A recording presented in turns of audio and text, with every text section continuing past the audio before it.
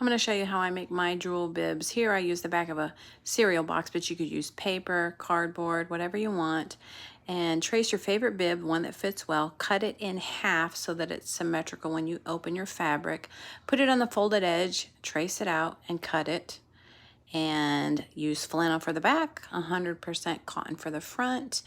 I suggest doing it in batches like I'm doing here. Right faces of fabric together, so 1/4 of an inch, that's about what I like to use, all the way around except for one little space about this big so that it's enough room to turn your work right side out. Using a set of pinking shears, we're going to trim all that excess off. Careful not to get into your seam. If you don't have pinking shears, you can use regular shears. Just nip little triangles about 1/2 inch apart around, especially the curved edges, so that when we turn this inside out, we don't have bunching. I use a chopstick. There is a thing called a turning tool, and you're just going to put that in after you've flipped your work inside out, and you're just going to push and poke all the material back into shape. Don't push too hard because you will pop through the seam. Ask me how I know that.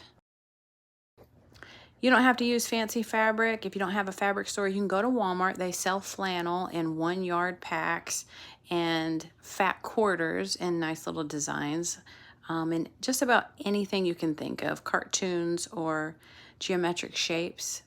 Here I'm just taking the end of my chopstick and I'm running on the inside of the seam just so I have a good shape. You can finger press this opening back closed, just tuck those pieces in. But I actually like to use an iron just in case I can't get to the work right away. Again, I like to work in batches. So I just press that closed and then I run my iron over the rest of the whole bib.